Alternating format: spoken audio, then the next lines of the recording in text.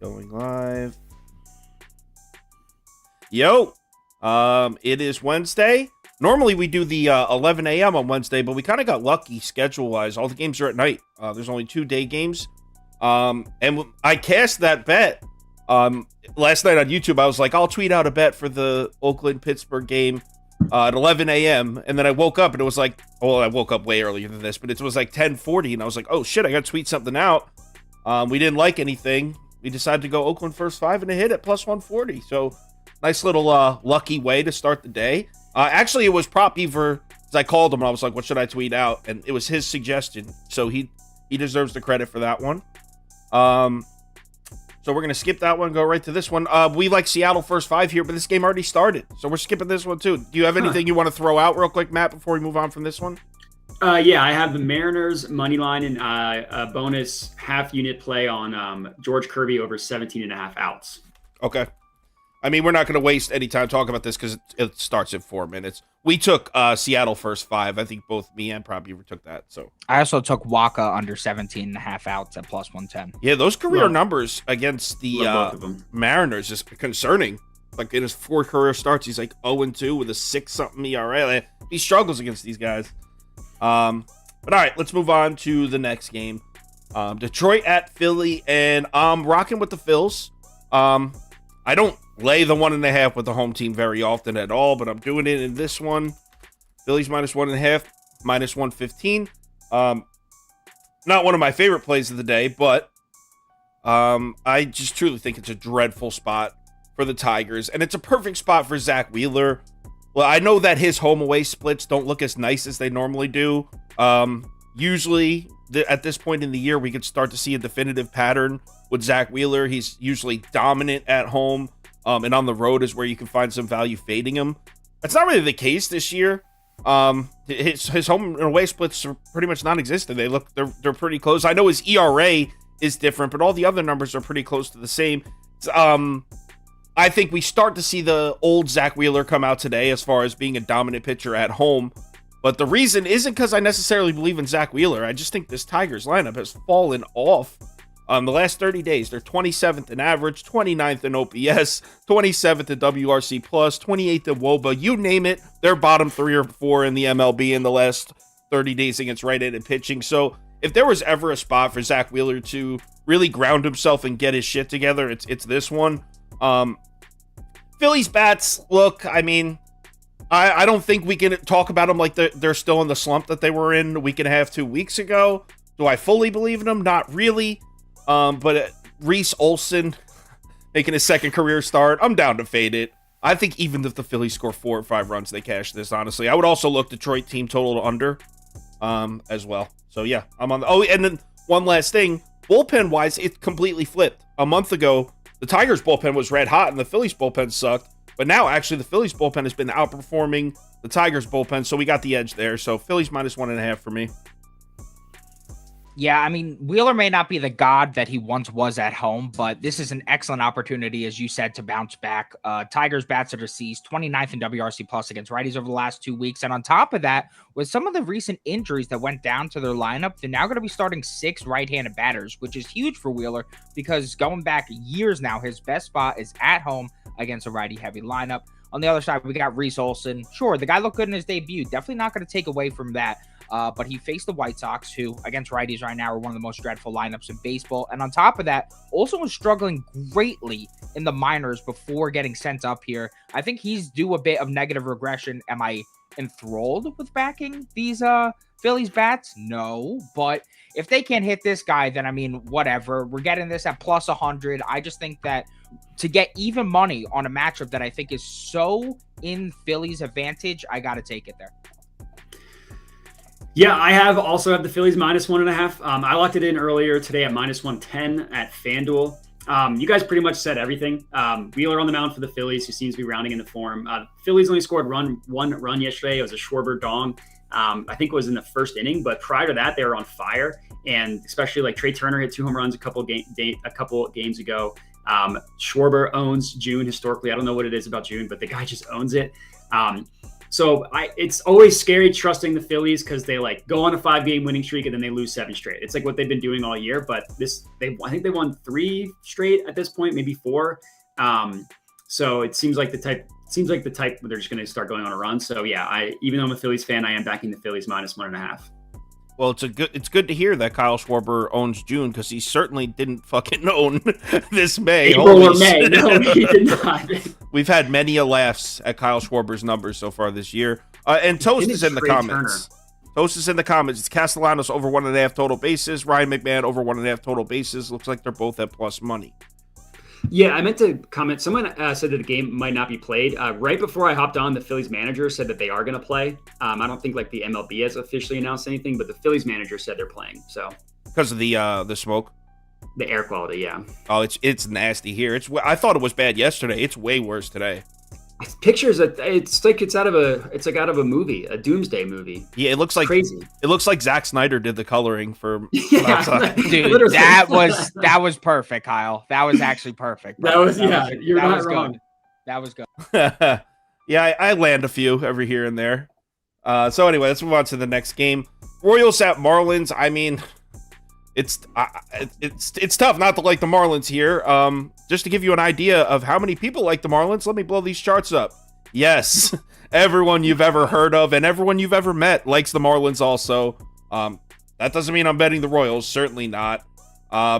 So last night on YouTube, I said Marlins first 5 -1/2 run. In my opinion, I think we got priced out. So I'll put Marlins or pass up. Definitely not going to condone a Royals bet here, but at this price, especially Marlins coming off a nice looking win last night, I don't know. I don't like it. Marlins or pass. Yeah, the K props were definitely a mixed bag for me yesterday, but I like another one here in this game. I like Edward Cabrera over 6.5 games, Ks. I don't know why I said games. This is the smash spot of all smash spots for my brother, Edward Cabrera. He may be just 4-8 to the over on the season, averaging 6.3 Ks per game, but let's isolate that to at home, and he's now cashed his last 3 or 4, averaging 9 Ks per game. His lone miss during that span was against the Washington Nats, the biggest K under wagon in the world this season. They're first in K percentage against righties on the season, and he missed by a single K. He now gets to face a KC lineup who's not only 26th in K percentage on the year at 24.9%, but dead last in K percentage on the road at 28%. Royals lineup regularly starts 6 left-handed batters, and that is excellent news for us over bettors with Cabrera, because against left-handed batters at home this season, Cabrera's rocking a 253 WOBA, a 279 xFIP, and most importantly for us, a 37.1 K percentage. There are 7 guys in the Royals projected lineup today with that own a K percentage above 24% against righties over the last 30 days, and then 4 with a K percentage above 28% over the last 30 days. So tons of targets in this lineup. His main 2 put-away pitches are his changeup and his curveball. KC sits 22nd in K percentage, 24th in WOBA, and 26th in run value against those pitches on the season. My boys at ballparkpal.com, they're projecting him for 8.1 Ks in this game. I think this should be priced at -252. So at the -120, you can get on DraftKings. I love the value here. I even considered making this a 1.5 unit play and putting half unit on over 7.5. I'm deciding to play it safe after fucking Mitch Keller and Clark Schmidt combined for 2 Ks yesterday. But whatever. You mean Schmitty? Dude, Shitty. Shitty is his name now, bro. He's ass. So for me, for this one, I had yes run first inning is -113 at FanDuel. The scary part about this is the Marlins are like the most nerfy common team in the MLB, so this is a little bit of like a zag on that, but their top 3 of their lineup is just awesome, which is kind of what you isolate when you're looking at like a yes run first inning. And the Royals pitcher Jordan Lyles is already not good, and he's even worse going through the lineup the first time. So if there's ever a time for the Marlins, like I almost thought about having it just be Marlins score a run in the first inning, but I'd rather just play a little bit safer and get in the off chance that Cabrera gives up a run or something. But Lyles is like 4-1, has given up a run in 4 of his last 5 starts in the first inning. So yeah, I'm going with yes run on this one. Yeah, anytime you're counting on Jordan Lyles to let up a run, I'd say the odds are in your favor. I mean, look at that stat: 0-9, 6.89 ERA. Yeah, it's disgusting. And his numbers on the road are even worse. I have him written down here somewhere. He's got like a 9.91 ERA on the road. And something I didn't mention to speak to Prop Beaver's point about Cabrera, this is a great spot for him. Edward Cabrera, where is the splits right here? So Edward Cabrera, this is such a night and day home away split here. 0-4, 5.91 ERA on the road. 0-4, 5.91 at home. 4-0, 2.77 ERA. And then here it is right here. Jordan Lyles through his 5 road starts, 9.89 ERA with a 4.02 WOBA. So yeah, I mean, we can talk number. Everything points towards the Marlins. I'm just a little scared of the line, to be honest.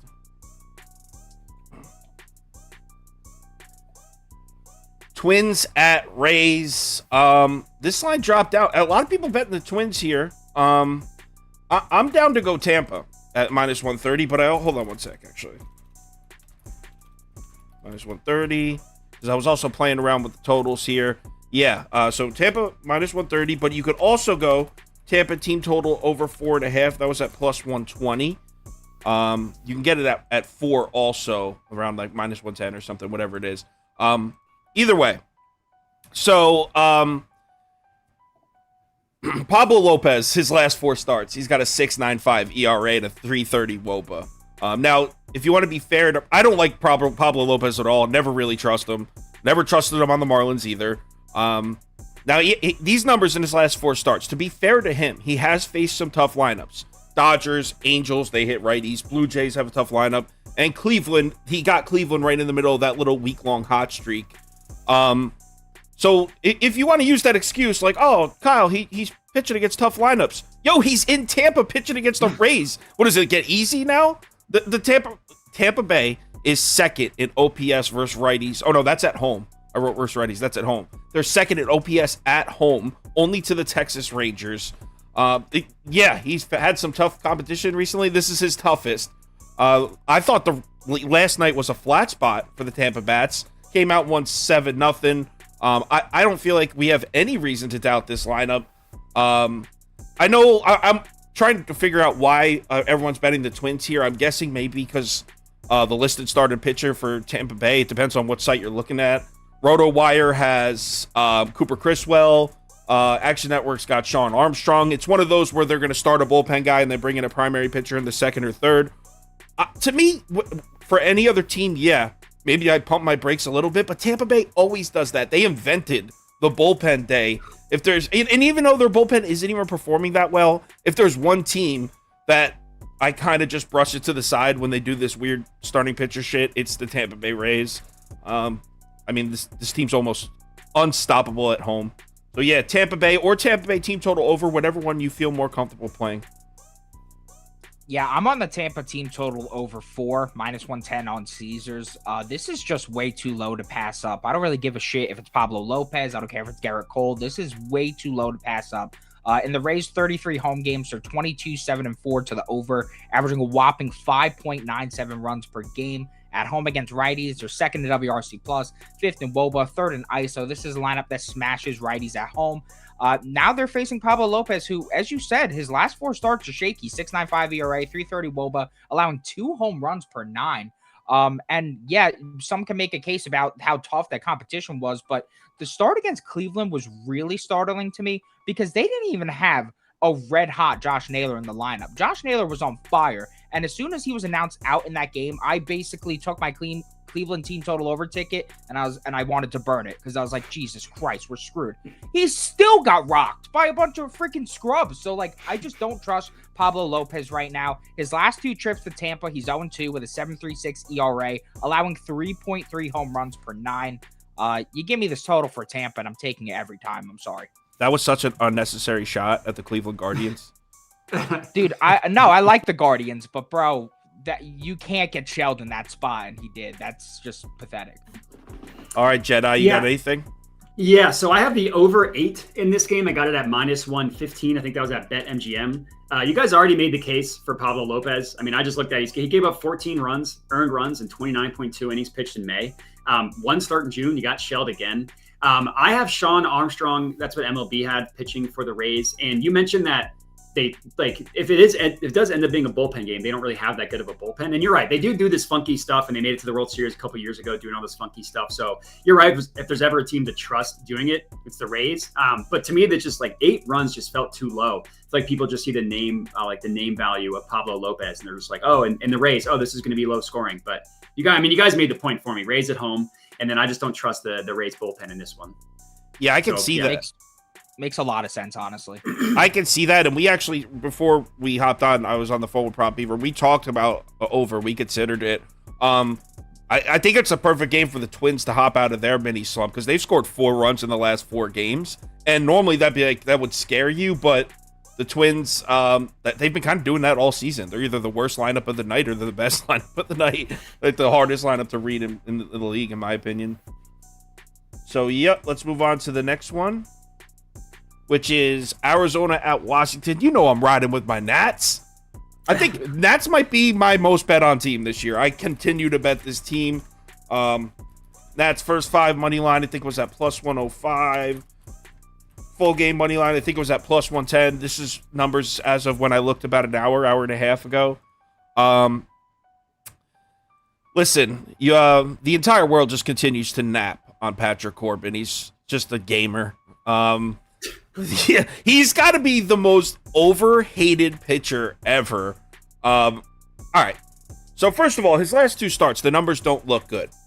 But let me tell you something. One of them, he went into Dodger Stadium and beat the Dodgers.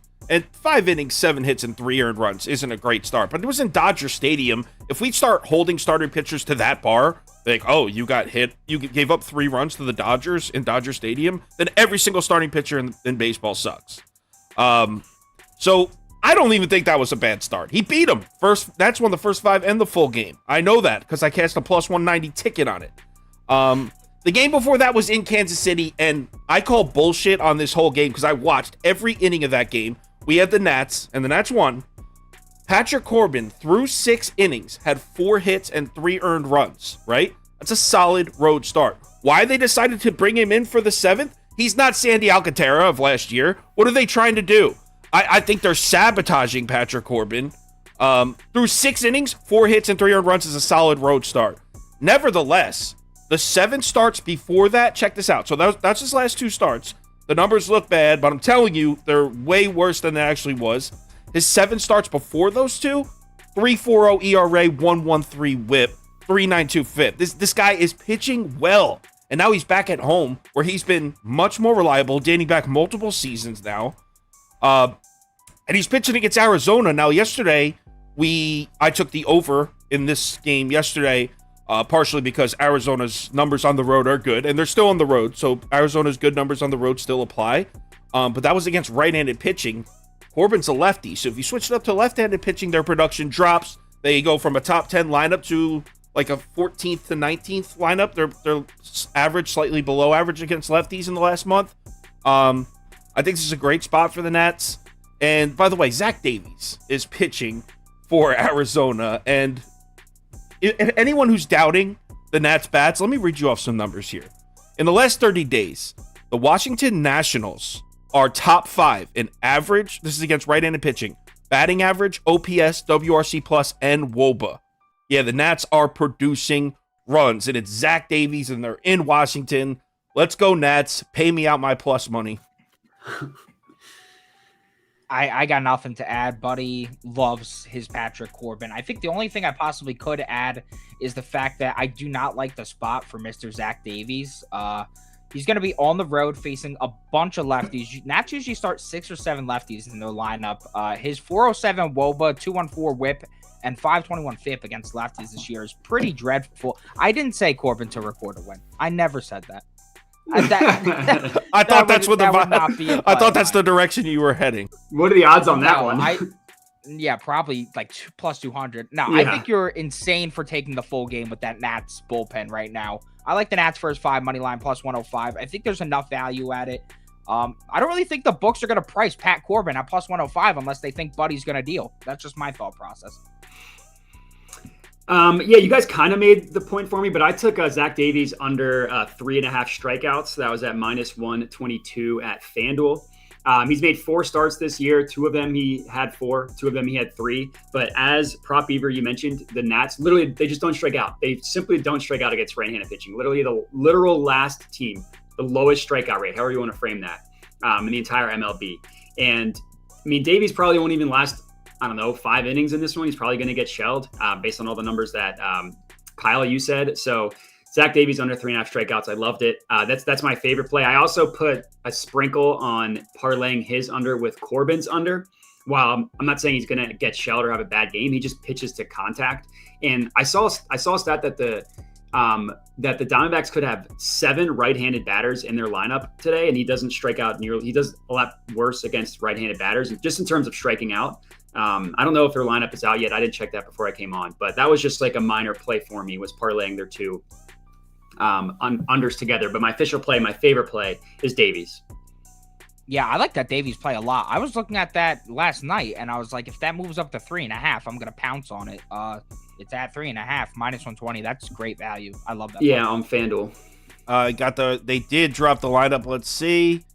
Arizona 1, 2, 3, 4, 5 righties at a switch. It's only 5. Not okay. So a switch. So Marte. I'm looking at the wrong lineup. We're talking about Washington's lineup. 1, 2. Oh yeah. 3, 4 in a switch. So not as many. Not as many. Wait, no. I was looking at the Diamondbacks lineup against Corbin. That was specifically not for the Davies one. It was for the parlay. So yeah, they'll have 6. Oh yeah, 6. Yep. Yeah. Okay. All right. Toast said Snakes money line in the comments. This is just another case of someone being a Patrick Corbin hater, and they'll pay for it. They'll pay for that. Next up, White Sox at Yankees. I have an angle of how I think this game's going to go. However you want to play it is up to you. I think you can play it several ways. You could go White Sox money line at plus 100. Remember, there's no Aaron Judge, and Prop Beaver's about to read you off the numbers he just did on the phone. The Yankees lineups with or without Judge. Significant splits there. So White Sox money line. You can go under 8.5, which I like because you can get that at plus 100. Or you can go Yankees team total under 4.5.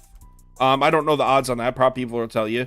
So all 3 of these circulate around the idea that the Yankees aren't going to score many runs. Yes, even against Lance Lynn. The lineup without Judge is just night and day different, and I'll let him read those stats off you, like I said.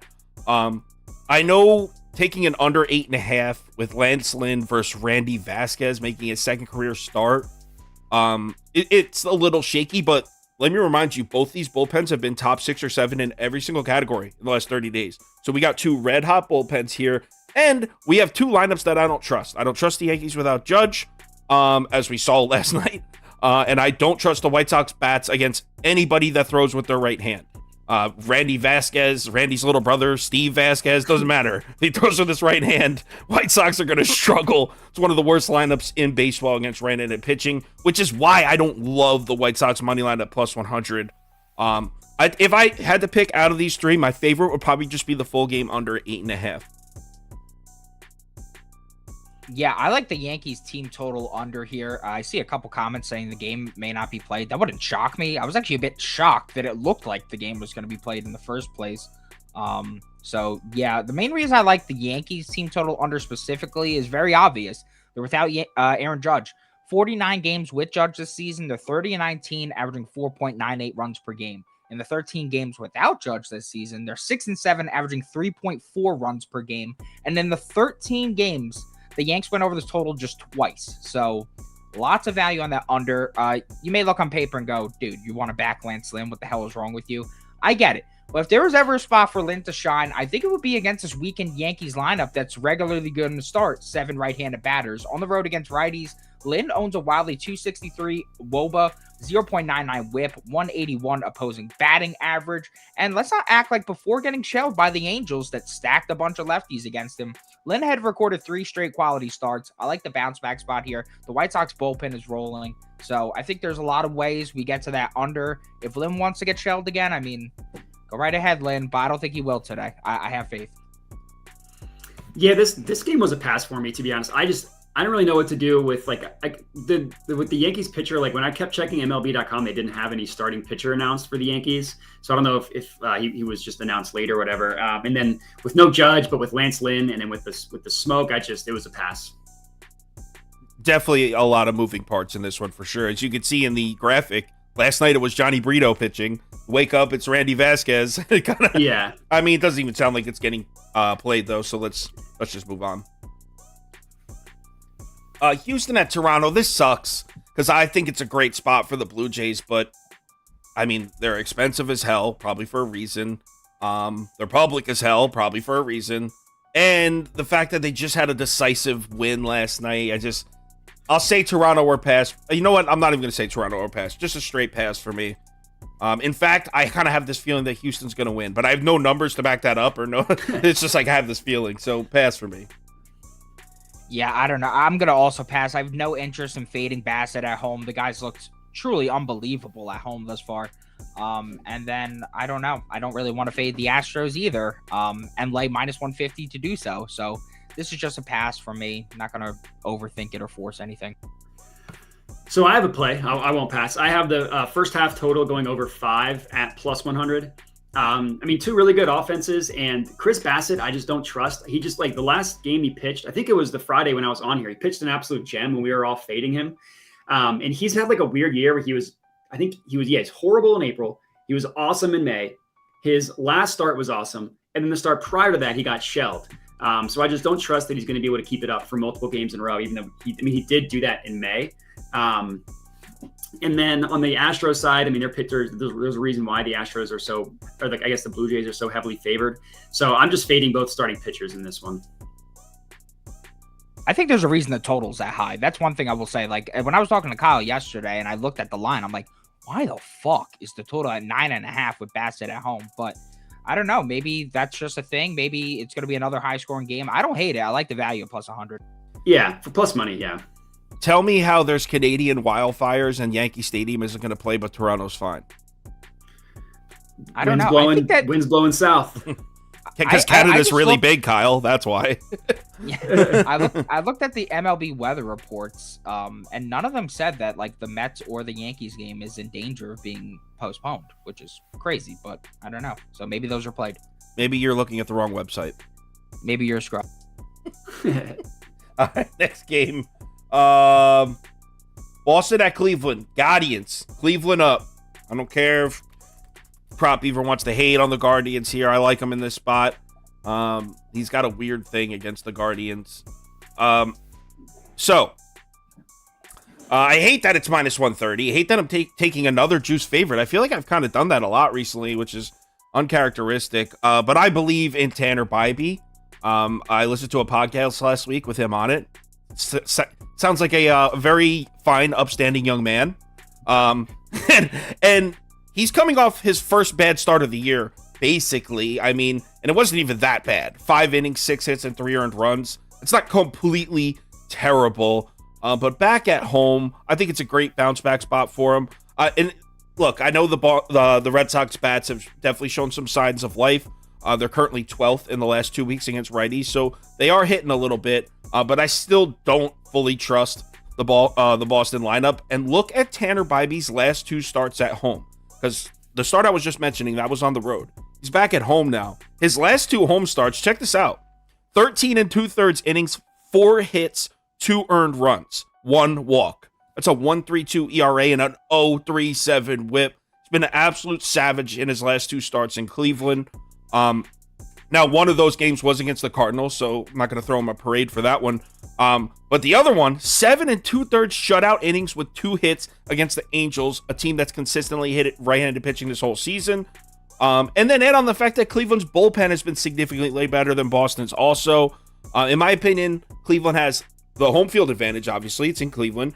A significant starting pitching advantage and a significant bullpen advantage. The only spot where I would give the edge to Boston is the bats. And like I said, I don't really trust the Red Sox bats like that. So I'm all over Cleveland here.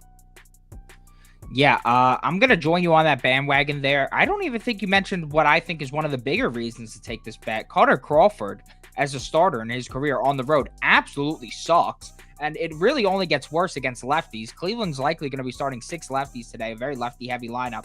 Want to know his numbers through 7 starts against lefties on the road? He's got a 409 WOBA. He's rocking a 2.3 home runs allowed per 9, a 166 whip, and a 525 FIP. I mean, those are some really bad numbers. That's Cutter Crawford on the road this year or a career?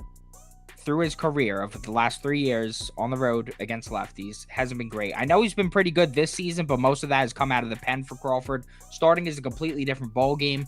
And the Guardians' bats, I think, are at least much better than they were 2 weeks ago. We could go ahead and concede that. And the Guardians were still able to win some home games due to some low-scoring affairs. I think they do the same thing today.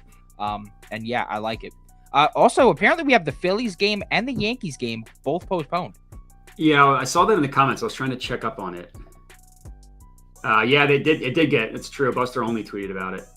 Goddamn Canadians can't put their campfires out. No, that's a tasteless joke. There might be people losing their homes and stuff. So I apologize for that immediately.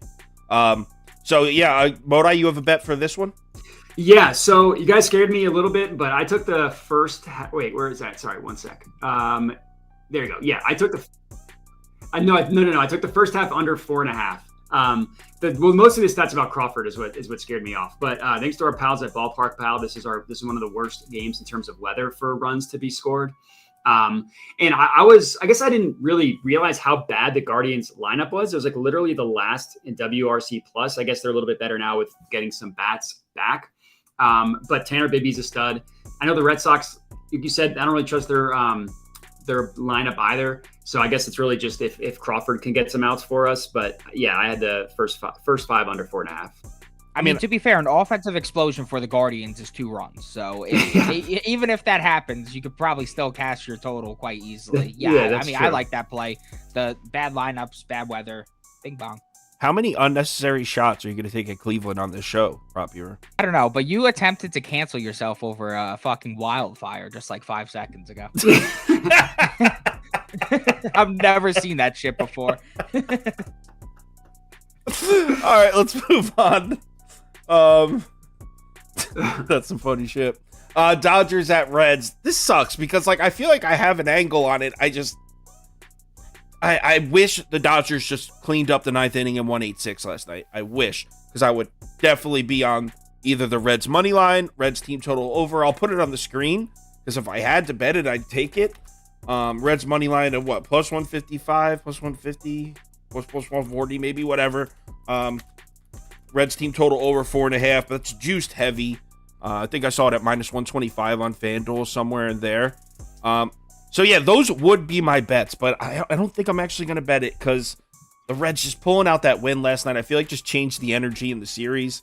If you're wondering why I'm on this side, well, look no further than a man named Noah Syndergaard and look at his numbers on the road because it's like laugh out loud funny bad.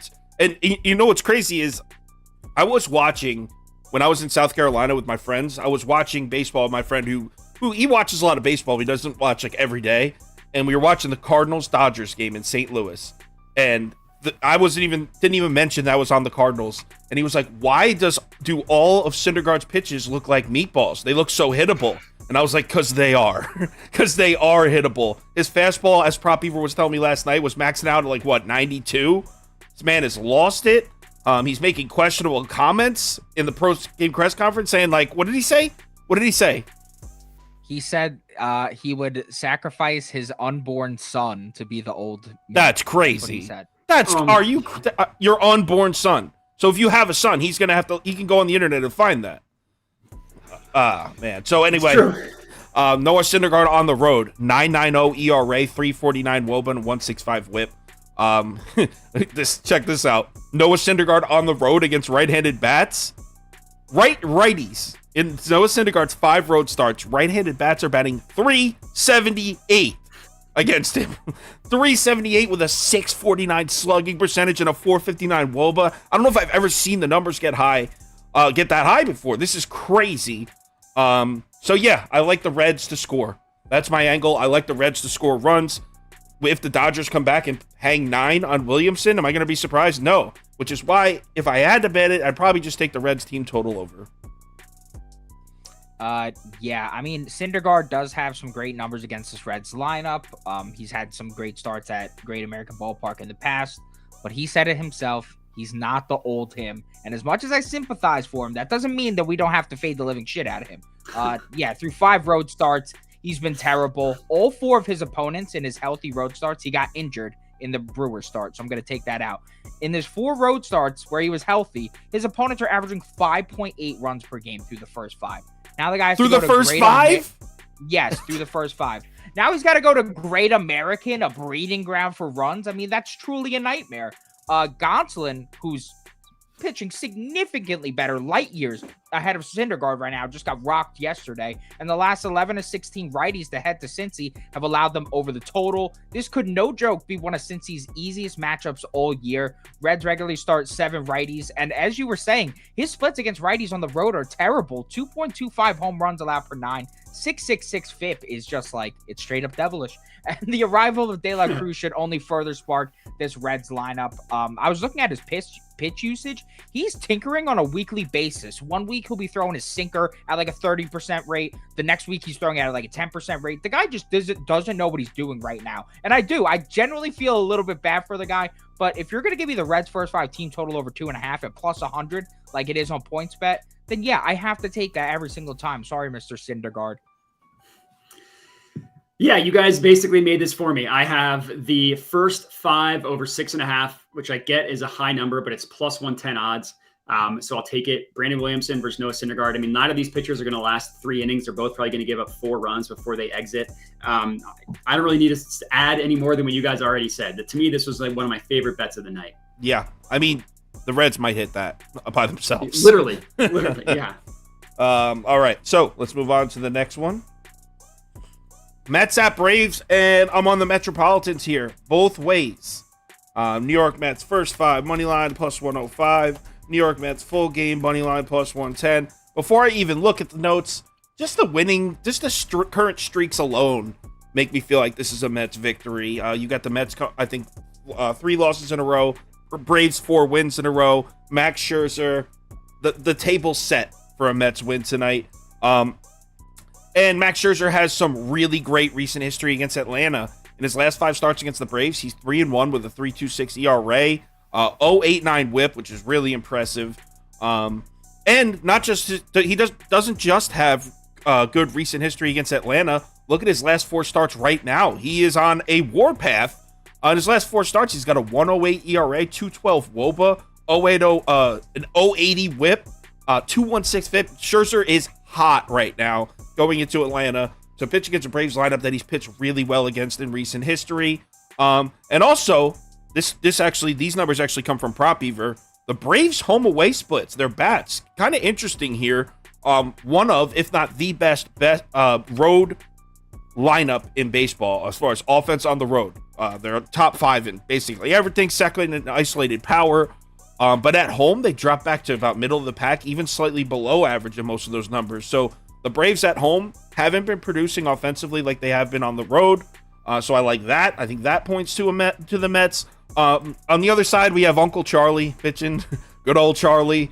I love fading this guy. I've been fading him for years. I've been fading this guy since I was legally allowed to bet, even before that. Yes, and also he struggled against the Mets last year. He was 1-2 with a 4.98 ERA and a 1.52 WHIP. So the Mets definitely know how to hit this guy. I really like the losing streak and winning streak angle too. I know that's not really how you're supposed to bet, but I can feel it. I am a Mets fan, so disclaimer: this is a Mets fan saying this. So yeah, Mets fan in a Yankees hat. Yeah, I mean I have hats for every single team. But yeah, but I'm also not I'm a Mets fan that isn't a Yankee hater. I don't know, like they're not in our division. I don't care. I hate the Phillies. I hate the Braves. Not the Yankees. But all right, I'm on the Mets. Yeah, just take everything that you said and I apply it to myself. Scherzer's on fire right now. I know he's going to be on the road where he's been a bit more vulnerable. But the Braves, as Kyle said, are a bit more vulnerable at home against right-handed pitching. They couldn't really do anything off Cookie Carrasco through the first 5. A guy who I'm not very impressed with at all whatsoever. So that's a bit concerning. And then on the other side, we got Charlie Morton, who just got dominated by the Mets last season, to put it bluntly.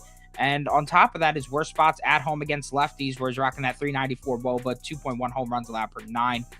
Those are both pretty ugly. It's just a play on Scherzer at that price. I know normally my thought process is, oh, why is Scherzer priced like that? Take the other side, yada, yada, yada.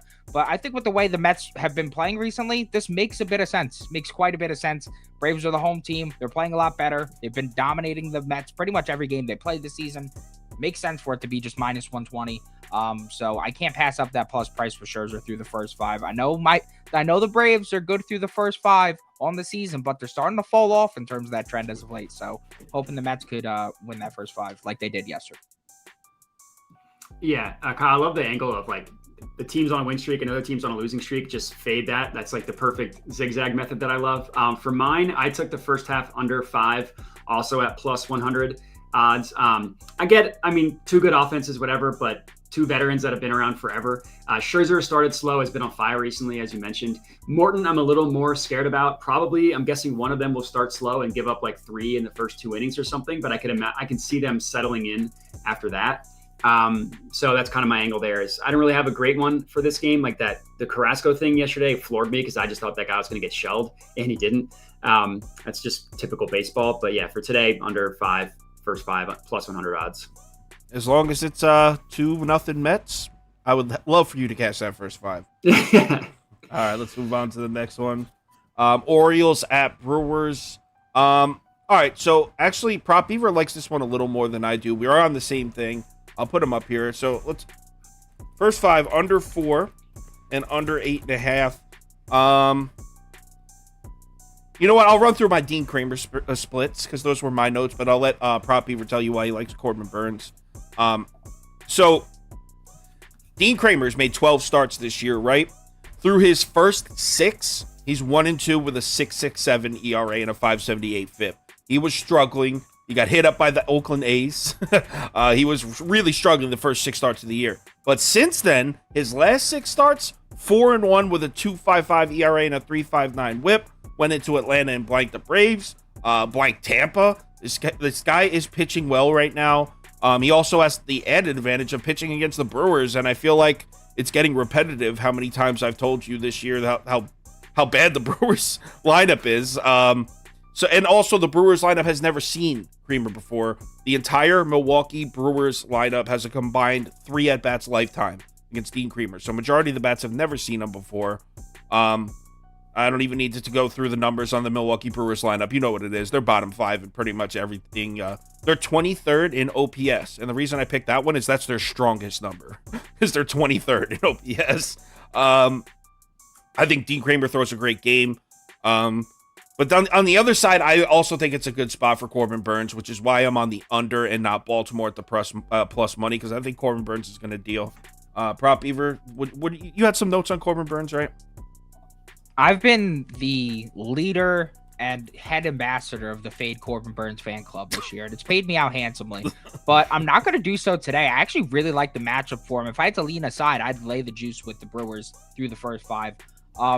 Dean Kramer, as Kyle said, pitching his ass off. He just read those stats off, all quite impressive. He faced Atlanta, Tampa, the Angels, Toronto, Texas, and San Fran during that span. All head and shoulders above this Brewers team offensively. So I think Kramer, as long as he doesn't get shelled here, will put us in a good spot to catch this. Because on the other side is Corbin Burns, and while he may not be the old Corbin Burns, he finds himself in a very solid spot against his Baltimore lineup. Against lefties, Burns is rocking a 236 WOBA, a 0.5 home run per 9, and a 105 WHIP. That is excellent. And the Baltimore bats are just 23rd in WRC plus against righties over the last 2 weeks and really struggled to get to a reeling Freddie Peralta. I mean, he struck those guys out 9 times. And like me and Matt said on the last show where the Baltimore Orioles weren't striking out at all, they've actually been striking out a lot over the last 4 games since that last stream against righties. So if Corbin Burns can get the K stuff working, then I think he's going to be in some really nice shape here. The total in this game moved from 8.5 to 8. And in my opinion, it certainly isn't because of the bullpens. Both are absolutely taxed from yesterday. So I like a low scoring first 5 here. Maybe we see some runs in the later frames. Yeah, this one was a pass for me. I was honestly leaning Milwaukee to zag a little bit from you guys, but I just couldn't quite get there with Corbin Burns because he has been good recently, but I also don't quite trust him. The Orioles pitcher, I think I'm probably just putting too much stock on the beginning of the year, how bad he was, but I didn't really trust him either, so I just ended up passing on it. All right, let's move on to the next game. Cardinals at Rangers. This one sucks because it's like our decisions made. I mean, how do we not take Texas first 5? This wins every day. This wins every day. So I like Texas first 5. I also like Texas money line in like as a parlay piece at -140. It's in my parlay that I posted on the VIP ticket. If you want to go check that out, Texas money line is in it. Real quick, Texas is now 11-2 in their last 13 games. The Cardinals are 1-7. Look, this is so square. I realize the public, everyone's going to be betting Texas, but I don't want to be the one to try to catch the falling knife, man. They keep winning and the Cardinals keep losing. So Texas first 5 -1/2 run. If you want me to name my favorite bet for this game, but I'm also going to use Texas money line in a parlay as I posted. Yeah, I mean, square is all shit, as Kyle said, but like, there's just simply no way I'm gonna hop off the Texas Rangers here. Just keep riding the absolute wagon that is them through the first 5. Hairston, the Braves were our kings of the first 5 run line, but Texas is dethroning them. Yeah, he said that. Hairston said that. Yep. Yeah, there's first in record on the first 5 run line, 43-17 on the season with a return on interest of 31.47%. That's already pretty great. But now let's isolate that to at home where they are 22-7 on the first 5 run line with a 36.29% return on 22-7? 22-7. They're fucking wagons, dude. They're wagons. Now they have John Gray on the mound, and I mean, as much as like I kind of think John Gray isn't this good, I have no way to dispute that because look at his last 5 starts. 0.79 ERA, 2.03 WOBA, a 0.71 whip. The command's working for him with a 21 K to BB percentage. I just don't think the dead Cardinals bats are the guy that's going to take him off course, especially since they don't have the best history against him. On the other side, we got the Cardinals, the 28th in record on the first 5 run line, just 26-36, negative 21.78 return on interest. That's gross.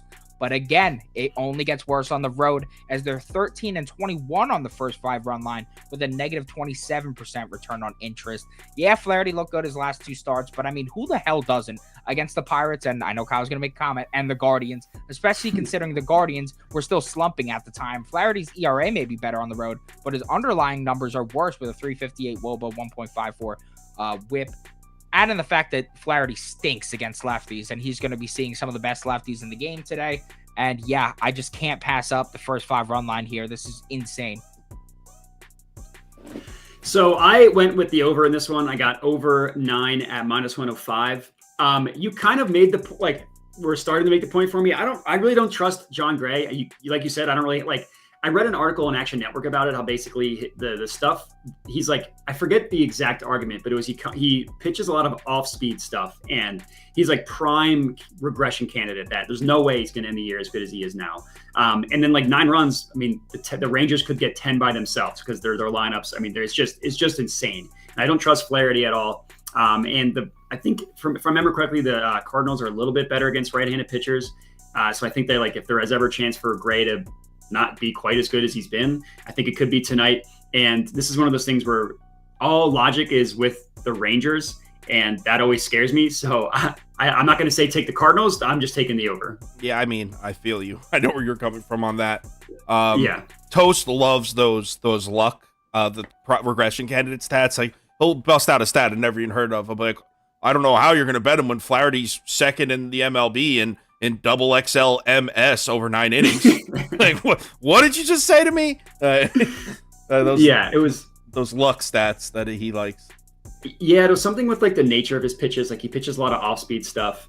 And I forget the exact details of it. A lot of it was above my head, like way too statistically analytical for me, but it sounded smart, so I trusted it. Yeah, it's interesting. I mean, it makes sense when he says it too. I definitely like hearing it. I'm interested in it.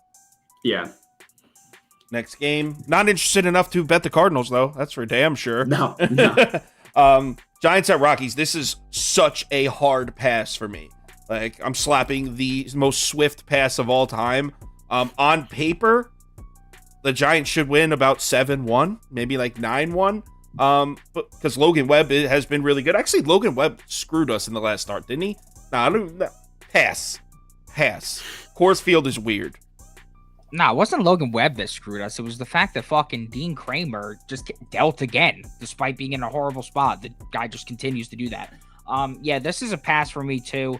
I said yesterday I didn't want to lay minus 140 juice at Coors. I'm not trying to lay minus 200 now today, even if it is Logan Webb on the mound. Logan Webb's K props, the way it was set today, is sauce as shit. And we have recently seen some guys who have those sus K props wind up getting lit up. I don't necessarily think he will get lit up. He's on a very, very hot streak, but I don't know. This is just a pass for me. Prop Beaver knows it's return on investment. He messed up his words. He knows it's not return on interest. You said return on interest before. Like, I was just saying, he knows that. He says it all the time. He just messed the word up. Yeah, I love when people do that, when you just misspeak and people are like, yeah, I know this guy's probably wasn't trying to be a dick about it. I think he was just trying to be informative. Yeah. But he says return on investment all the time. He knows it's investment. I'm a simpleton. So this is a smaller half unit play, but for me, my favorite play for this game was San Francisco Giants score a run in the first inning. It's at plus 175. Like, your fee's at minus 133, and if there is a run in the first inning, it's not going to be from the Rockies. I'm very confident in that. It's at Coors Field. Connor Seabold is pitching, and that guy stinks. I think there's just 75. So for me, it's like I could take your fee at minus 135, or I could take the team that's most likely to score that. If there is going to be a your fee, it's probably this team at plus 175. I'll gladly take that. And if you miss out, like if you lose the bet because the Rockies happen to score a run in the first inning, so be it. Like, I can live with that. So to me, this was like my favorite angle. Yeah, I mean, I get it. If you're looking at the your fee, it's like, well, shit, Logan Webb. Like, exactly. Like, I know that it's Coors Field, so like the guy just gets a hold of one and then it just carries. But yeah, they're not going to score off Logan Webb in the first. They need to dig about 3,000 feet underground and put all the sports arenas in the earth. This is some bullshit. I know. Last game, Cubs at Angels, and I'm on the Angels here. My favorite bet of the game would probably be, I'm going right back to the first 5 run line. I haven't been playing those recently. I was playing them a lot early in the season, kind of got away from it. There's a few I like today.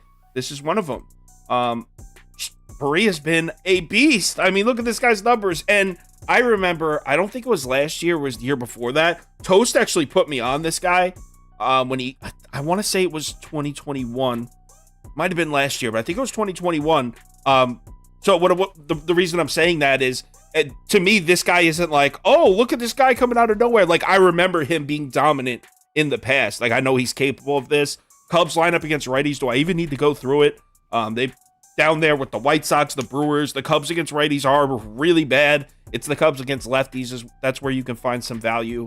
And Jameson Taillon, thank you for cashing my under in that Padres game, in that spot. I loved it. But welcome back to reality. The Angels are going to smack the shit out of them. What I like about the Angels is one of the most consistent, because in baseball, everything's this. But the Angels against righties is like a pretty, like slightly above average the whole season. You always can count on them. Yes, I know they didn't hit in the Houston series. AJ, shut the hell up. I know you're about to say that. Because every single time I said that, he goes, what about Houston? But yeah, I like the Angels in the first 5, and I also, Angels money line is in my parlay too. All right, I revealed 2 legs of it. All right, go ahead. What the Cubs did to my soul yesterday is something I don't know if I'll truly ever recover from. I mean, are they fucking kidding me not cashing that first 5 money line? I think just out of pure spite, I have to take the Angels first 5 run line today. But no, there's some more reasoning here. As you were saying, Jamie Barria has been a stud, but now look at this split, Kyle. You may laugh at how good these numbers are. Cubs start 6 righties. They're heading into Angel Stadium today. How's Barria doing at home against righties thus far? Well, they're batting 107 off of him. They have a 136 WOBA. 136 WOBA? Yes, 230. You mean 236? No, I mean a 136 WOBA. Hold on. How many plate appearances are we talking? Like 3? 33 batters faced. What? Yeah, he's been virtually untouchable at home against righties. And I just, if the Cubs want to somehow hit this guy up tonight, then whatever. I'll just concede that maybe Cubs baseball is not for me. But yeah, I think that Barria should deal. Tyone, I don't think is as bad as he's shown, but still, I mean, if you just look at the sample size this year, he's been pretty terrible. And the Angels have definitely introduced a lot more lefties into lineup than they were earlier in the season. So, yeah, I mean, we got this at plus 100. So at even money at low vig like it is right now, I can't pass it up. Only reason I wouldn't play the full game and lay the juice is because the Angels bullpen is not one I trust. I know the Cubs bullpen is pissed too, but I'd rather just not get screwed by a bad bullpen. If you're wondering what happened yesterday, me and Prop Beaver had the Cubs first 5 money line at plus 110. They were up 4-0 going into the bottom of the 5th. And lost. God. They didn't just push, they lost. They gave up 6 runs in the bottom of the 5th in disgusting fashion.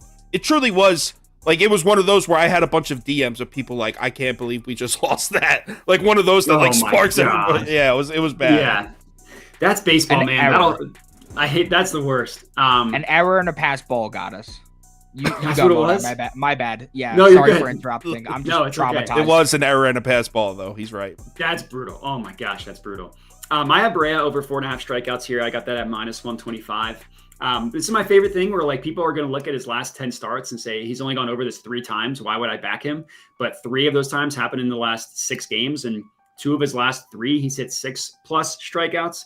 The Cubs strike out a ton against right-handed pitchers, like the 7th percent highest strikeout rate against right-handed pitchers.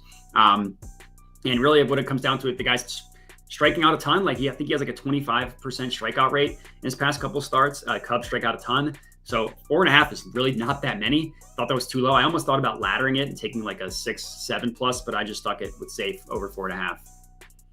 Yeah, I like your play too, man. Last 5 or 6 righties to face the Cubs flew over this total, averaging nearly 8 Ks a game. And yeah, as you were saying, like if you just go ahead and like, I don't know if you have a prop.cash subscription. That's what I was looking at, yeah. Exactly. You go on that service, you see the fact that he's only hit this 3 times this season. You're like, well, why the fuck would I want to take this? You move that pitching filter up to about 50 pitches and he's 3-0 on the season, I believe. So, yeah, I mean, if he's going to get the pitches out of this expanded role, he's going to get the strikeouts. Wait, he's gone over this total.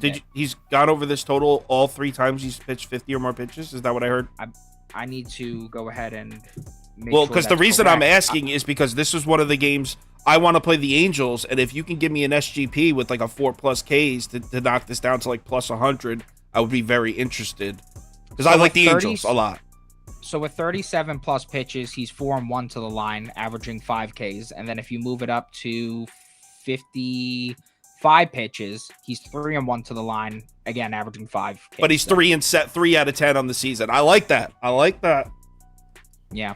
I gotta start messing around. I gotta start messing around with that props.cash, man. Good stuff. It's not a bad look by Mr. Modai there. Very good look. Love it. Thank you. Yeah, I mean, I didn't even know that last point. You just helped me. Yeah. Well, I noticed that when you, Matt, when you give strikeout props, Prop Beaver talks the exact same way. Like the hit rate, and he isolates it. He does the exact same. He goes through the exact same process. You guys think similarly with those strikeout props. All right. So we're done. Before we do the community parlay, Prop Beaver, Matt, either of you have a hit parlay, strikeout parlay, anything you want to throw out? The only strikeout parlay that I had was both unders for Davies and Corbin. Was that plus?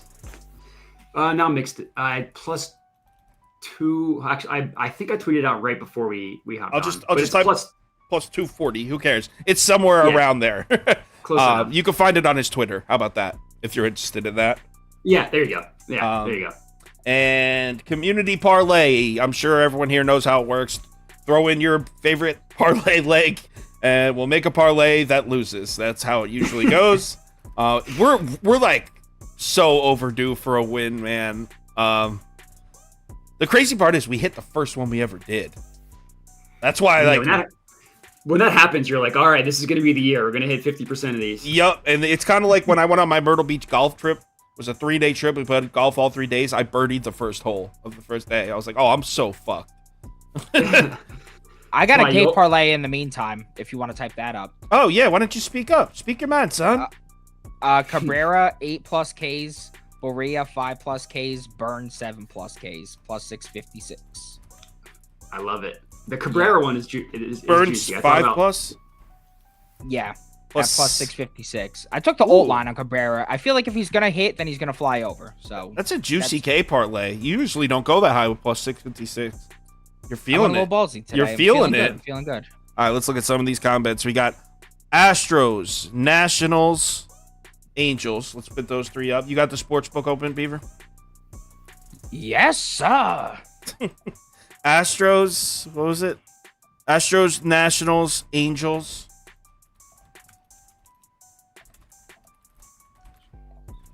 Angels money line. Where are we at there? Do we need another leg? Plus 699. Let's leave it there. And, yeah, let me just add. I'm done betting Padres games. I don't fucking understand this team, bro. I don't get them. How are they up 4-0 on Kirby? I don't get it. Oh my man. Gosh, there goes my Kirby. I don't get it, man. And last night, that I really liked the Padres last night. They didn't show up at all. They're the worst, bro. They're the fucking worst. Hate this team. Garbage ass. Fernando Tatis, fucking pretty boy. Fuck him. Look at their top, like, Soto, Machado, Tatis, and you think they're like the best lineup in baseball, and they're below average in like every metric. No, they're 5 games below 500. Yeah. And they're one of the worst teams in MLB history with runners in scoring position. But they show up today. Thanks, guys. Very nice of you. Against Kirby. Yeah, thank you, Padres. TJ said it best. Gary Sanchez is on a fucking heater right now. Kyle last night when he got to the plate, he was like, why? Like, oh, this is going to suck. I'm like, no, dude, we want Gary Sanchez at the plate. He's borderline playing better than Tatis is right now. Yeah. I remember Gary Sanchez from his Yankee days, and it wasn't pretty. But all right, that's all. That's everything. Thanks for watching. Matt, thanks for joining. Tomorrow we'll be back 11 a.m. And Kamish is joining us from Roto Grinders. He actually hasn't been on in like 3 weeks because he went on vacation or something, but so he'll be back. Sure, Matt will be back next week. Everyone bet responsibly. Have yourselves a good night, and we'll see you tomorrow. See you guys later. Thanks for watching. All right. That was a good show, Matt.